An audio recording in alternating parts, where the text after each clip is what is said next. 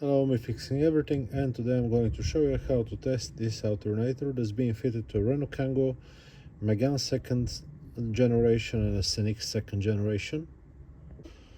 Something that is good to know before we start: you don't need to remove the alternator from the vehicle, you just need to disconnect the battery and the positive cable and the connector here on the side I'll show in a second, and you need a multimeter, mice with automatic range. Okay, now you can see that the alternator is moving. That's good, it's not blocked, because it happens sometimes the alternator gets stuck, mechanical problem. Now we'll test the electrics. What you need to do is remove the 13mm nut from here, remove the cable, the positive wire, don't forget to disconnect the battery, remove the communication wire here, unplug it, and now here sometimes there is 8mm nut, sometimes there is not, sometimes there is like a retaining clips. This plastics gets removed like this. This is the voltage regulator, remove it with 7mm socket, yeah, like this. Here usually there is a cap, this one goes to the side. Now quickly we're gonna check the rotor.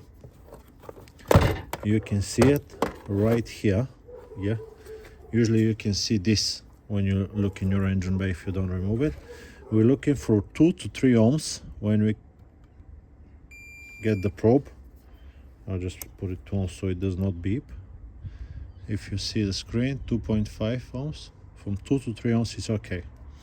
Now it doesn't matter if it's this side, yeah, or the other side. So polarity is not a problem, it's just like a big wire. What we also need to check if there is continuity between the slip rings and the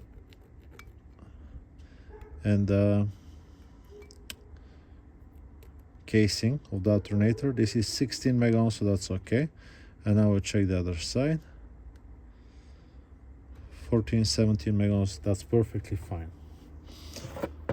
Mega ohms is a very large number, so it's like nothing. Now, next thing we're gonna check is the rectifier bridge. What you want to do: take the negative probe, black one, put it onto here. That's the post for the big red wires for the positive terminal, and touch here. Okay, this will check the diodes. We're looking for 0.5, 0.45, it's okay. 4.5 is okay. 4.5 is okay. So that's the first three. You can take the opposite and see that they don't go back. Nothing, nothing, nothing. If it beeps, it's a problem, and it's showing like a 0, 0. Now what you're gonna do is take the positive, yeah, put it here and touch it onto this side. Can you see these three? 1, 2, and the third one. So this means the rectifier bridge is perfectly fine. You can take it again, black one, open, open, open, nothing. Good, so the rectifier bridge is okay. Next thing we're gonna check is the stator winding. We want to go on the side of them and hear them beep. But most importantly, we want to get on one of them, yeah, put the other one here and see nothing. If you hear beeping, it's going in the bin, yeah.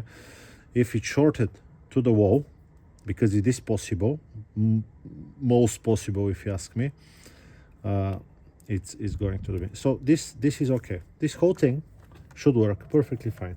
Now you still might not have voltage coming and not charging. The last culprit will be this one. What you can do, which is not testing the alternator, but you can check the voltage that comes to the cable when the ignition is on. If you have 8 volts, it's definitely the voltage regulator. Unfortunately, other than the brushes, you can see these brushes are brand new. Other than the brushes, you can't check, you cannot check this voltage regulator with just a multimeter. You need a bench power supply, you need a special communicating device, because some of them are different protocols. Some will be expect a signal from the computer, some of them will expect a voltage between 12 and 14.8 volts and whatnot, but there is a chip inside.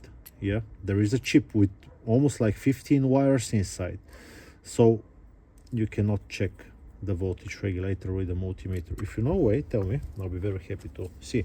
But that's generally what you can check on your alternator. Stator is okay, it's not shorted. Rotor is okay, it's not shorted.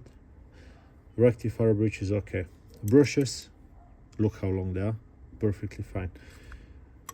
Other thing, it's the signal to the voltage regulator. I hope this video, and it turns.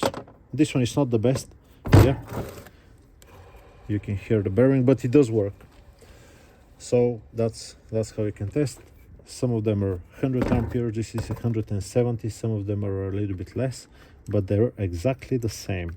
Yeah, I hope this video is being helpful to you. I'll just put it back now, and I will see you on to the next one. I'll be happy if you leave me a comment, or even if it's negative, I might not reply, but I'll still read it. That's it. Bye bye.